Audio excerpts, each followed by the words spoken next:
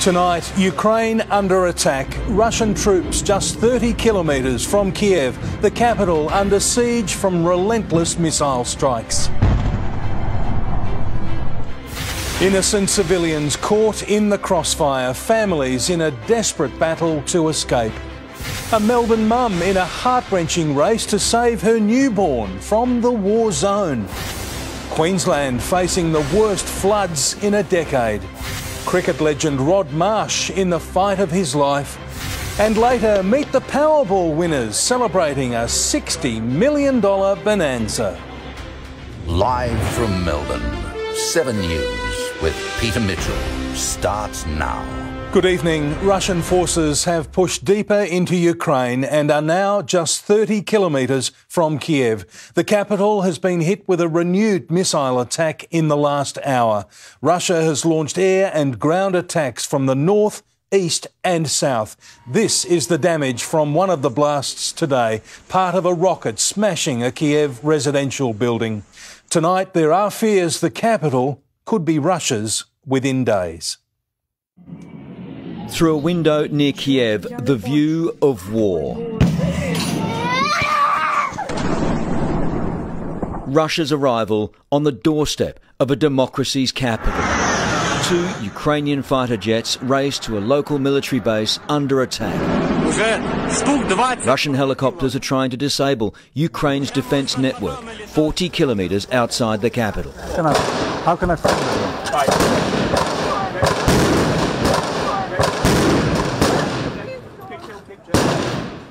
And suddenly realised that, we had stumbled upon and we'd encountered that forward group of Russian special forces that had been put into that base just a few hours before by helicopter. What we're hearing today, it's the sound of a new Iron Curtain descending, cutting Russia off from the civilized world. But Ukraine is fighting back. Defence experts say this is a Russian fighter jet shot out of the sky near Kiev by a Ukrainian anti-aircraft missile. The local forces also claim to have destroyed these Russian tanks, a Russian helicopter, and captured these soldiers. Putin is the aggressor. Putin chose this war, and now he and his country will bear the consequences. The United States estimates more than 160 missiles were fired in the first 24 hours of this battle. Russia claims it destroyed 83 Ukrainian targets and disabled all of Ukraine's air defences in the first 3 hours. Like this radar station near the Black Sea, the human toll, at least 137 of Ukraine's soldiers have been killed. As fathers say goodbye to their children, possibly for the final time, with all able men called up to fight. Men of all ages, here an 80-year-old, 2 T-shirts, 1 pair of pants and a sandwich, ready to face the front line to protect his grandchildren. I'm driven to conclude that Putin was always determined to attack his neighbour, no matter what we did. Now we see him for what he is, a blood-stained aggressor. Most feared the attacks would focus on the pro-Russian enclaves in the east, but it went so much further. Confirmed explosions show precision attacks across the country, even the capital Kiev, Odessa on the coast, everywhere. Even capturing the notorious Chernobyl nuclear reactor, where analysts say radiation levels there spiked overnight.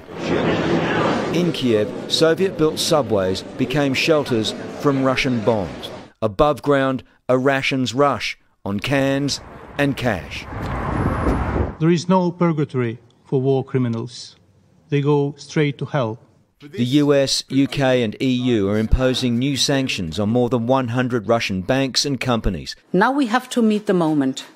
We will hold the Kremlin accountable. The package of massive and targeted sanctions will have maximum impact on the Russian economy and the political elite. They'll be stopped from trading in US dollars, British pounds and Japanese yen. But critics say it's still too soft a sanction. Russia can still use SWIFT, the secure system that connects banks in more than 200 countries. The purpose of the sanctions has always been and continues to be deterrence. Given the full-scale invasion, given that you're not pursuing disconnecting Russia from what's called SWIFT, the international banking system. Respectfully, sir, what more are you waiting for? The sanctions we've imposed exceed SWIFT. The sanctions we imposed exceed anything that's ever been done. They are profound sanctions.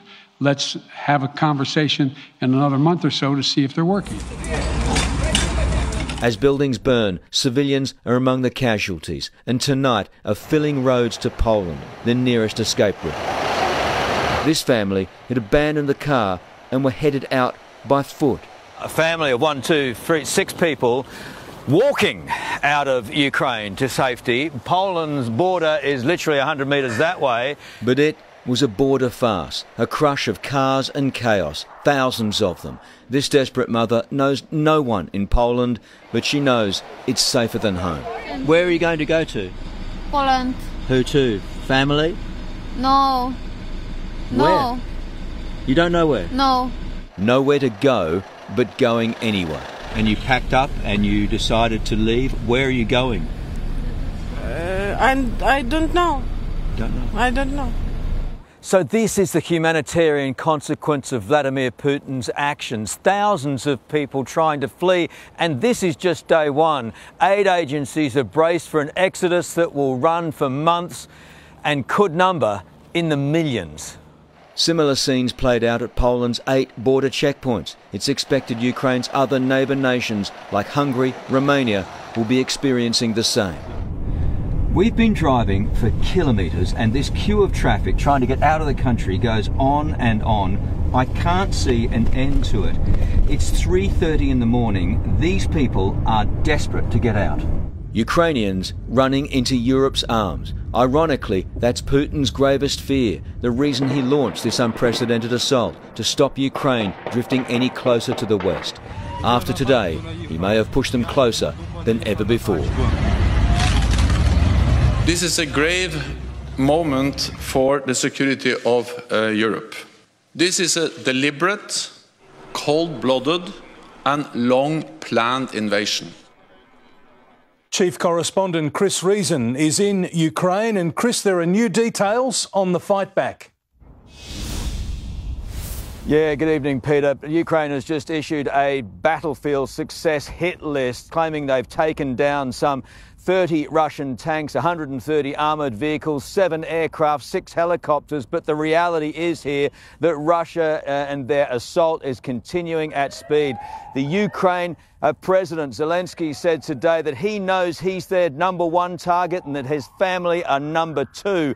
And some experts are predicting that the capital, Kiev, will have fallen within the next 72 hours. Peter? Chris Reason in Ukraine, thank you.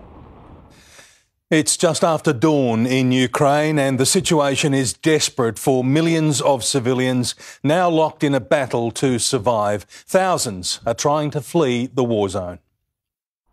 Panic descending across the main roads of Ukraine.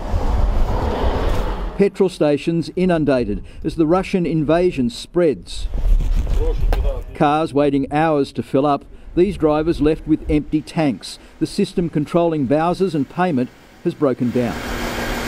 Under an imposing threat, missile attacks coming in fast from a large Russian army. This is a relic of a previous war when the Russians were fighting the Nazis, and it happens to be near a Ukrainian radar system that the Russians fired a missile at early this morning. After we filmed, we were stopped by local villagers. They were suspicious. They thought we could be spies, and they called the police. Local police gathered around us on a street outside Lviv, demanding we show proof that we were Australian media and not Russian operatives. Locals are tense because they're now living in war. This missile landed in an apartment building. Incredibly, it didn't explode, but too many did. People are fleeing, with threats coming from the sky and on the ground. A fierce anxiety running through a population already fearing for their existence. And Jeff Parry joins us live from Lviv. Jeff, what's the situation there right now? Well, Peter, there's been a noticeable change in mood here today. We've seen people much more prepared to go to shelters when the air raid sirens sound, and they're doing that much more frequently. They're obviously watching what's going on in their own country on television and through social media. They're fearful, more fearful than they have been, and some of them are considering getting on those long lines of refugees and fleeing to Poland. Mitch? Jeff Parry in Lviv, thank you. The world is reacting swiftly to Russia's heavy-handed approach. Ashley Mullaney is in Washington tonight, and Ashley, the United States is leading the charge.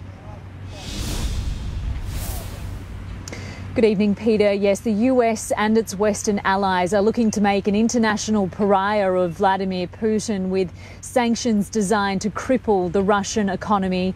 US President Joe Biden says there are still no plans to send US troops into Ukraine, but he has deployed an additional 7,000 to bases in Germany to defend NATO territory. This as concerns grow tonight for the safety of Ukraine's President Zelensky, believed to be Russia's number one target. I'm not in a position to comment on exactly what's going on the ground at this moment, but what we do know, and part of the Russian plan has been to put Kyiv in danger, to assault the capital, to go after other major cities. We're seeing forces come in from the north, from the east, from the south, and that's all part of the plan that we've laid out for the world in recent weeks. You're convinced Putin's going to overthrow this government? I'm convinced he's going to try to do that. As Biden deals with this crisis, his predecessor has weighed in. Donald Trump releasing a statement saying that if he was in office, this crisis would not have happened. As the situation deteriorates in Ukraine tonight, thousands have taken to the streets in cities across Russia, many of them arrested by Russian police. Their future tonight uncertain too. Peter? Ashley Mullaney in Washington, thank you. One Melbourne couple is racing towards the war zone tonight in a heart-wrenching battle to save their baby. A surrogate gave birth to little Alba 10 weeks early. Now she's in neonatal intensive care as her parents fight to reach her. A mother's love is what's driving Jessica Van Newton from Melbourne to the war zone in Ukraine. Oh, I just want to just tell her that she's so loved and so wanted, and we just want to get her home, like to her family. Jessica and her husband were on the first flight out of Australia, desperate to beat Russian forces to Odessa, where their daughter is in neonatal intensive care. Baby Alba was born via surrogate 10 weeks early. What clothes is she wearing? What nappy is she wearing? Who's cuddling her? Who's touching her? Who's reading stories? You know what? No one is. The couple endured 15 rounds of IVF and a miscarriage. Their surrogacy journey first stalled by the pandemic, then they had to marry to qualify in Ukraine. On Tuesday night, at 29 weeks gestation, the news they didn't see coming. So our baby was born via emergency. I didn't even know if it's a C-section or a natural. And then I'm like, I've got to get out of here. That text followed by frantic calls from the Australian government. DFAT rang today and they're like, do not go to Ukraine. And I said, I'm going to Ukraine. And they said, we're really advising do not go. The couple flew from Melbourne to Dubai and are currently travelling to Warsaw in Poland before trying to drive to Moldova near the border of Ukraine. How can you not go? Like, Scott Morrison has children. Like, Josh Frydenberg has children. How can you not go? You're just going to leave your child there? Not an option. A quarter of international surrogacies now take place in Ukraine. Jessica and her husband have already met 4 other Australian couples now travelling to the region to reunite with their babies. At home, Ukrainian Australians pray for loved ones. I feel helpless and I feel privileged, but I can't do anything other than offer my love for my family and friends in Ukraine. Financial support, I can't even do that now because I can't even get money out of the ATMs. A world away, our city lit up in solidarity with a country and its people under siege. Jodie Lee, 7 News. And Prime Minister Morrison is ramping up Australian sanctions on Russia, joining the global push to cut off the Kremlin. Medical supplies are tonight on their way to the conflict zone as leaders here call on China to get involved. The bombs are falling a long way away, but they still pierce the hearts of Ukrainian Australians like these. 40,000 here now, soon to be more. Visa applications of all Ukrainian citizens have been put on the top of the pile. Today offering more support to Ukraine, non-lethal military equipment, medical supplies and money.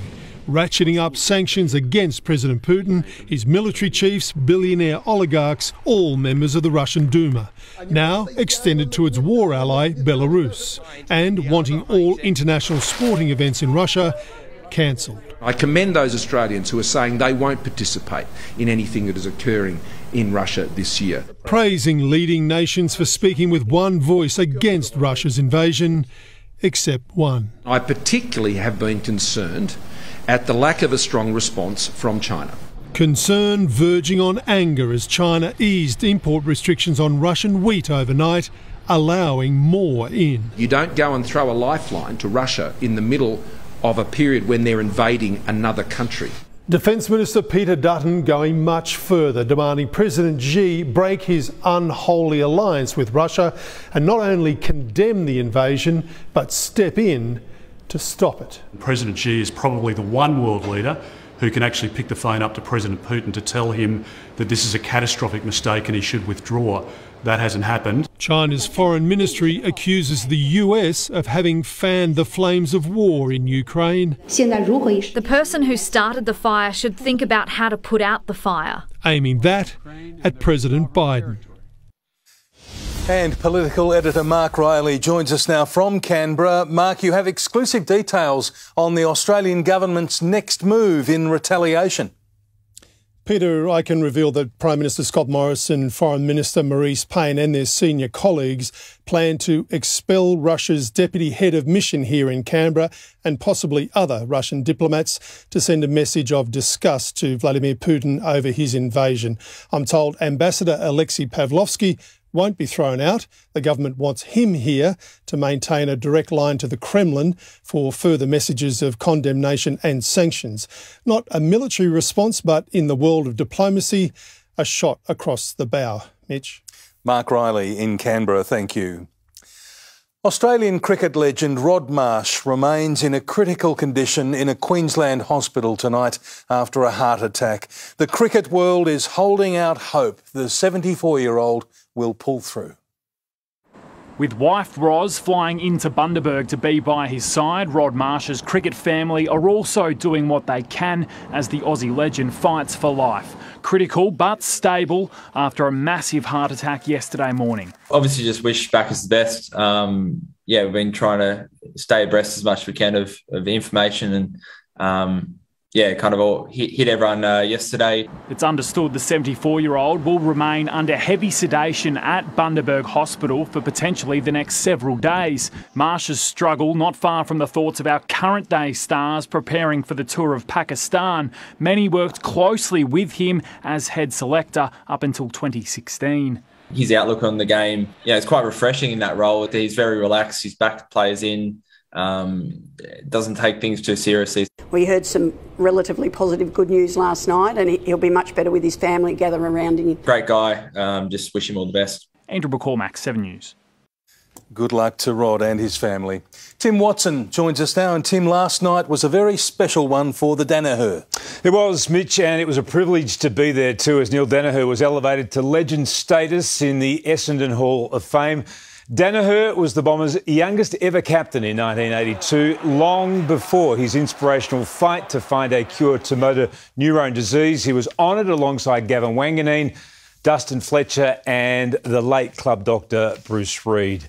It was a great night and well done to Neil. Coming up later in sport, all eyes on Morwell as Mason Cox is given approval to wear new sunglasses. We'll cross live to Tom Brown for all the fallout from the Magpies and Hawks practice match. Also the Tigers to welcome back some heavy artillery. But one premiership star is in a race for round one. And Mitch Novak Djokovic has been knocked off the #1 spot. Can you believe that? Details soon. OK, Tim, we'll see you then. Thank you. There's some good news for tradies caught up in the construction crisis. We'll have the exclusive details next on 7 News. Also, Queenslanders cut off by the worst floods in a decade. A dumped Liberal leader back in from the political cold. And the search for a missing Ferrari.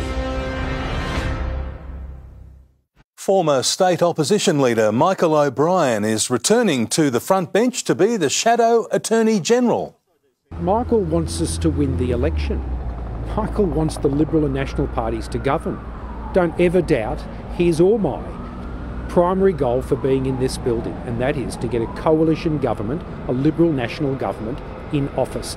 Mr Guy wouldn't commit to keeping the same front bench if the coalition wins November's state election. The Queensland flood emergency is rapidly escalating as the state faces the most severe storms it's seen in a decade. Extra rescue crews are being called in to help as intense rainfall lashes the southeast.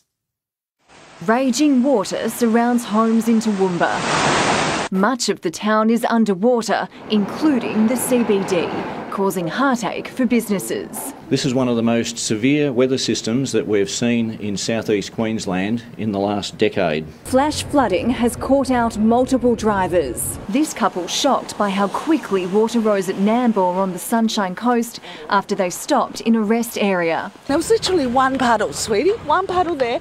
Thought fine, went up, parked. 5 hours later, woke up to keep going. Water everywhere. Had the vehicle been there left longer, they could have been inundated with water. The body of a 54-year-old motorcyclist found after he was swept away near Gympie on Wednesday morning. A 63-year-old woman lost her life at Bally Creek. She was found inside her car yesterday. The slow-moving storms have dumped a month's rain in 6 hours.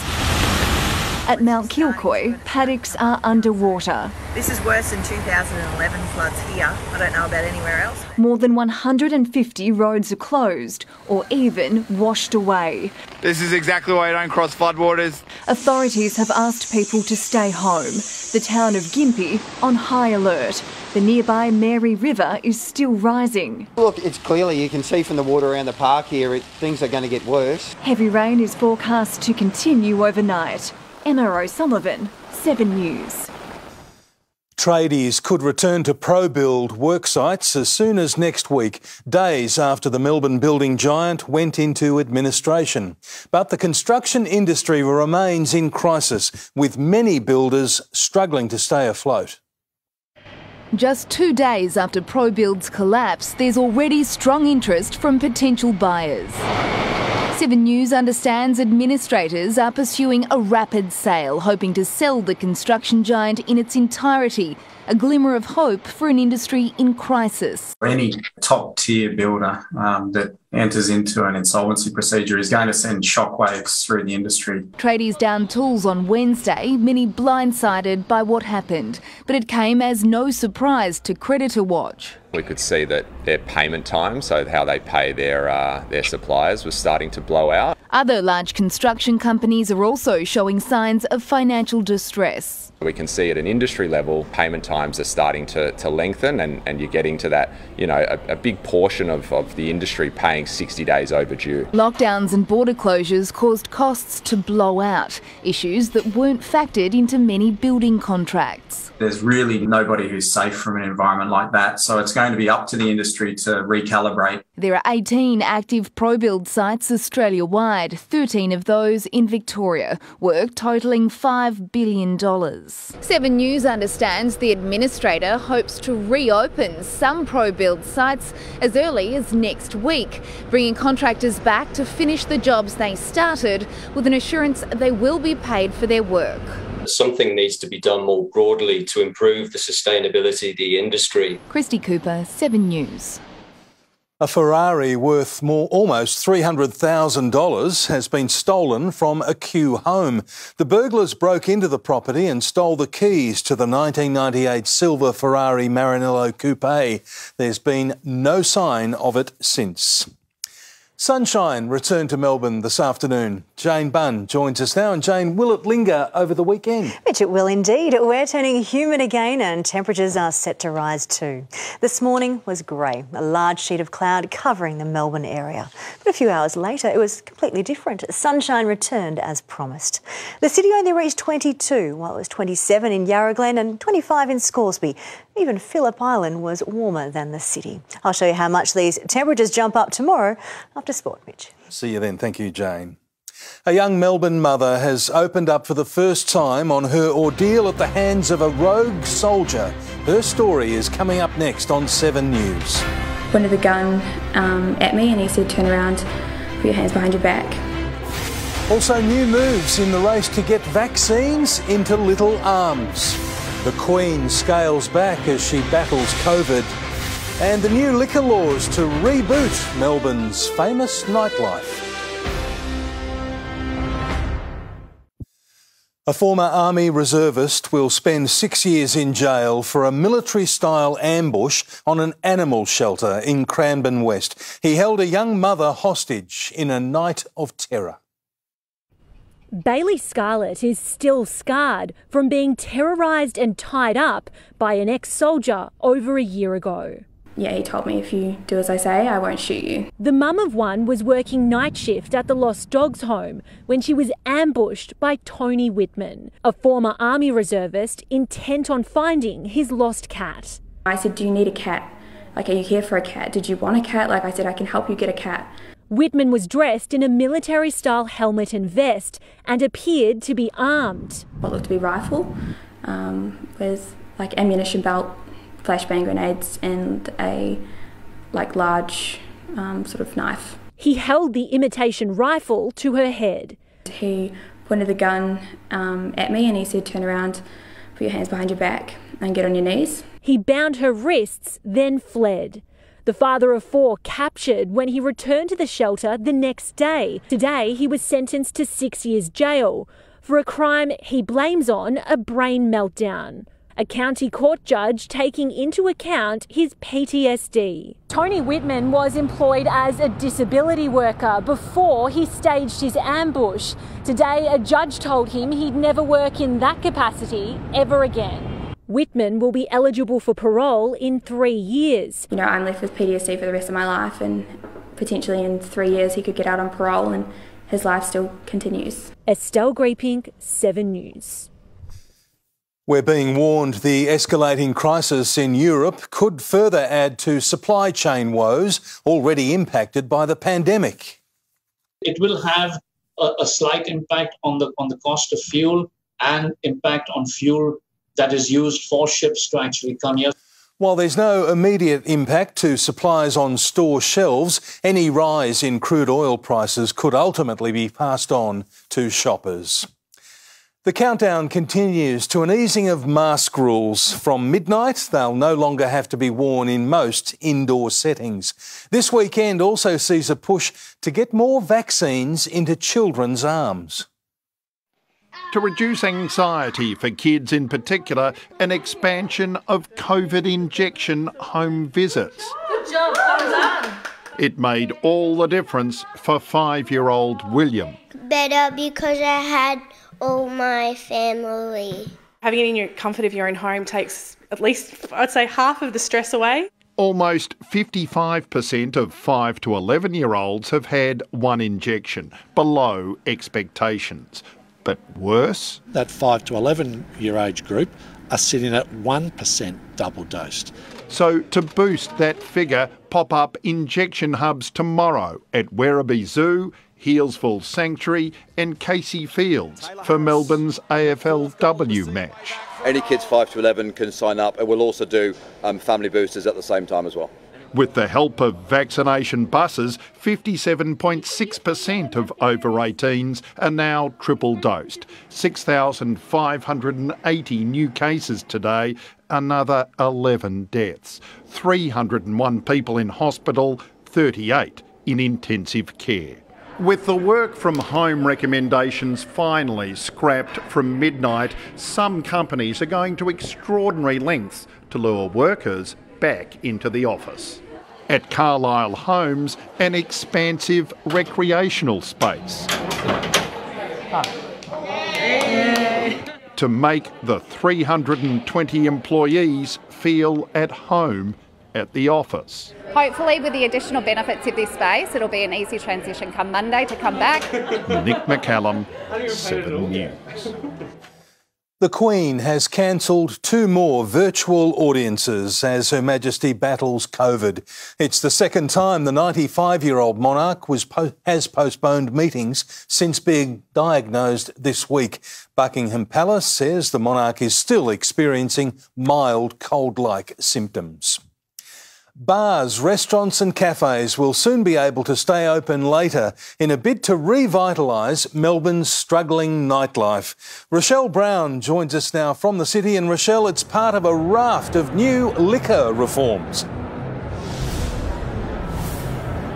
That's right, Mitch. Businesses will be able to extend their trading hours from 11 p.m. to 1 a.m. any night of the week without having to apply for a new licence. The changes are statewide, but it's hoped the relaxed liquor laws will help struggling city bars and pubs the most. Under the changes, licensed restaurants and cafes will also be able to sell alcohol with takeaway orders or delivery meals, and businesses can apply for fast-track licences to temporarily sell alcohol in outdoor areas to be approved within 3 business days. The changes will come into effect next month. Mitch? Rochelle Brown in the city, thank you. Powerball punters are celebrating a $60 million bonanza. Ahead, winners are grinners. Hear from the lucky locals who hit the jackpot. That's coming up on 7 News. Also, a Melbourne man caught in an ordeal over a wine bottle tragedy. And crossing the line, close calls on our rail network. A Melbourne man's future is on the line in Singapore after he admitted to throwing a wine bottle from his apartment, killing an elderly man below. IT worker Andrew Gosling hurled it over his balcony in 2019, striking a 73-year-old grandfather in the head. Prosecutors want a tough penalty, claiming it was a hate crime against Muslims. He's already spent 2.5 years in jail and is facing up to 7 more behind bars. Time now to check the markets, and the ASX 200 closed 7 points higher today. Our dollar currently buying 72 US cents. The TGA has approved a new AstraZeneca treatment for the prevention of coronavirus. It's designed for people with compromised immune systems who don't get the right antibody boost from the vaccine.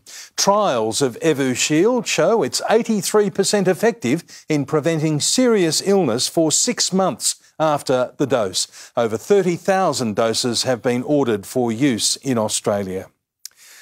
Close calls at level crossings have sparked a new campaign. Video has emerged of motorists speeding through crossings, failing to stop at flashing lights, and vehicles stopping on the tracks. Risk takers could face fines of more than $3,000. Data shows there are close calls every couple of days on Melbourne's rail network. The West Australian town of Kalgoorlie is celebrating after a lotto syndicate won $63 million in Powerball. 250 locals will share the prize, winning $250,000 each. They've got a super big pit and really big trucks. But the biggest thing in the WA mining town of Kalgoorlie today, the big win. Steph just said, I want to buy a ticket. And I was like, yeah, rightio. She said, I'll shout you. And I was like, okay. 250 Kalgoorlie locals paid $100 towards a $25,000 ticket in last night's Powerball jackpot. And the Red Dirt town hit pay dirt. Their syndicate took out $63 million of the winnings.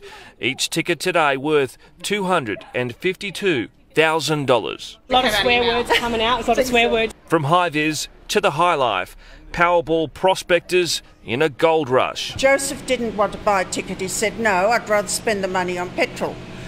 Joseph, do you have something to say to Murray? I love you. I only bought the ticket at the last minute. I have 2 jobs that I work just to survive because I have 4 foster children. Kalgoorlie also has 14 pubs, most of which we're told are expected to be busy tonight. With so much money in so many pockets here, a cash injection for the local economy is tipped to be on its way. The second lucky ticket was sold in Coffs Harbour, New South Wales, a red sports car on the top of the new multi-millionaires wish list. Joey Catanzaro, 7 News. Good luck to them. After a year of COVID interruptions, the Australian Ballet is back in Melbourne. Anna Karenina opens tonight at the Arts Centre.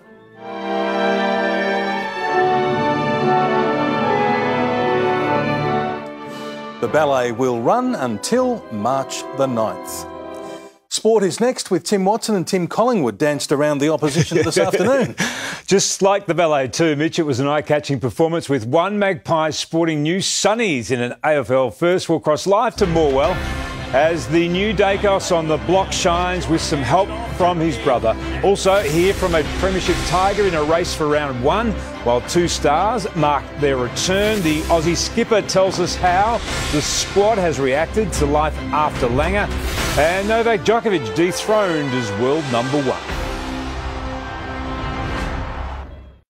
Welcome back. The Magpies have impressed in their first competitive outing under new coach Craig McRae. Chief football reporter Tom Brown is live in Morwell, keeping an eye on the clash with Hawthorn this afternoon. And Tom, this is a completely different looking side.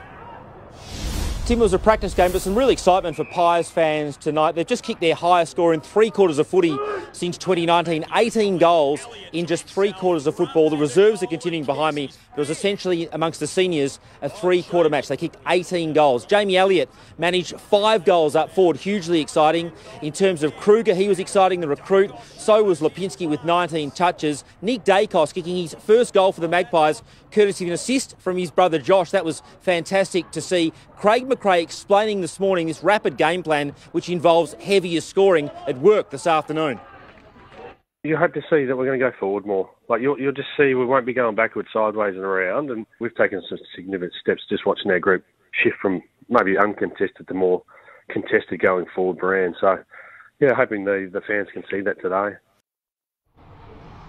Jordan De Goey watched on. He'll have a test this week on that broken rib to determine if he can play the Giants in Sydney next Sunday. Isaac Quaynor won't play next Sunday. He suffered a knock, a light knock really to the back of the head, but just out of an abundance of caution. Obviously under the concussion protocols, we'll set out Quaynor for at least 12 days. Mason Cox sported his sunglasses. They will be permanent this season. The AFL officially approving those sunglasses for use, which will assist him in terms of his sight this afternoon. The 50-metre penalty for umpire dissent was also on display through Sicily. We'll also see that this season. The Hawks, they're a little bit limited through personnel, but it was, I guess, not a great performance from Hawthorn, albeit in a practice match, but some excitement for Magpies fans tonight, Tim. Indeed. Thanks, Tom. Richmond will unleash Dustin Martin tomorrow in his first competitive hit-out since kidney surgery. Tom Lynch also to have a run against Geelong, but one Premiership star is in a race to be ready for round 1. Dustin Martin locked in for his first game since July, shaking off a recent groin injury to join Tom Lynch for the trip down the highway to face the Cats. The key forward to play a half after his pre-season hamstring setback, but Trent Cotchin will be managed, missing with Dan Rioli and a hamstrung Jack Graham, who'll start light training next week. Kane Lambert sent for more scans on a hip injury that will keep him out of the early rounds with no timeline set for a return. Is it your hip that's been causing a bit of drama? There's a few ongoing issues. It gets a little bit tougher when you get a bit older. But no, working through it. So hopefully get a good result over the next few days. A calf injury keeping Cat Mitch Duncan sidelined and in doubt for round 1. Charlie Curnow has been cleared of serious damage over his latest knee concern, but is likely to sit out of next Thursday's Amy Series clash with St Kilda. Bruce ruck recruit Callum Coleman-Jones confident he's avoided major damage after twisting his knee against Melbourne. I just landed a bit and I was trying to get down the line and take off. I couldn't really straighten my leg and run, so I was a bit worried about it then because I never really had anything like that before, but yeah, the docs weren't too concerned after the game. The D's celebrating the practice match win with a T20 cricket match last night. Stephen May knocking over Ed Langdon. May's country team getting the chocolates over the City 11 with some help from a Christian Petrarca drop catch. Mitch Cleary, 7 News. After 2 injury-riddled seasons, Matt Rao proved influential in the Suns' practice match against Port. Former Tiger Mabia Chol took just 15 minutes to get on the scoreboard as Gold Coast ran out 21-point winners. A blow for Port's Sam Powell-Pepper, though, who pinged his hamstring and left the field in the second term, while Ruckman's Scott Lysette suffered an ankle injury. Meanwhile, Brisbane belted the Crows by 89 points, with Brownlow medalist Lachie Neale starring. One shining light, though, for Adelaide, number 6 draft pick Josh Rachele kicked 3 goals, showing he's ready for a round 1 debut. Australian Test captain Pat Cummins says it's been a seamless transition of coaches after Justin Langer's departure. The squad has been in a quarantine bubble here in Melbourne before flying out tomorrow for the tour of Pakistan, where Andrew McDonald will take the reins as interim coach. With all good intentions, I think when there's speculation, it does make it a little bit harder. So, yeah, we've just fully focused and excited on this tour. There's been really no other chat other than just excited to get started. Scott Boland is likely to lose his place in the first 11, with Cummins, Stark and Hazelwood all in line to play in the first test next week. After 361 weeks at the top, Novak Djokovic has lost his world #1 ranking. Djokovic suffered a shock straight sets loss in the quarterfinals of the Dubai Championships. Russian Daniil Medvedev replaces him, becoming the first player outside tennis's Big Three to top the ranking since 2016. Meanwhile, Alexander Zverev has been fined $56,000 for umpire abuse. The ATP hasn't ruled out a suspension in the coming weeks. Daniel Ricciardo has hit the track for the first time this year in Barcelona. The 32-year-old Aussie clocked the fastest time in the morning session of Formula One's pre-season testing before finishing the day third. It's probably the most excited I've been for like a pre-season, to drive in a while. The season opener in Bahrain is less than a month away. And did I hear you trying to reserve some grand final tickets earlier this afternoon? Oh, they're looking great. They look fantastic. I'm getting aboard, Tim. Don't worry about that. Scott Boland's a bit stiff, though. Very stiff. Jane is next. Thank you, Tim. Jane is next with the forecast. And Jane, we have a warm weekend on the way. Which we do indeed. There is lots of humid sunshine. Then it's Victoria's turn for soaking rain. The details are next. We're here as war takes hold in Ukraine. The fallout across the world and here in Washington. On 7, you'll always know the news. Hello again. Melbourne has taken a short break from that high humidity, but it's sweeping back in tonight and it will stick with us all weekend.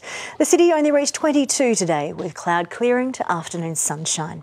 There is a trough over eastern Victoria running through about Shepparton to Traralgon. That is separating showers and thunderstorms on the eastern side from dry weather over to its west. The steady rain that is flooding Australia's east coast is also coming around the corner into East Gippsland.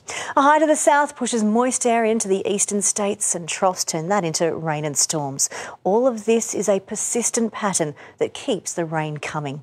Then early next week, the high that is to our south, that will change shape, letting the rain spread further into Victoria. So tonight, the rain keeps coming for East Gippsland and the southern slopes of the eastern ranges. Showers and thunderstorms develop in more parts of the north tomorrow afternoon. Wet weather continues to affect Gippsland on Sunday, but it's a bit lighter.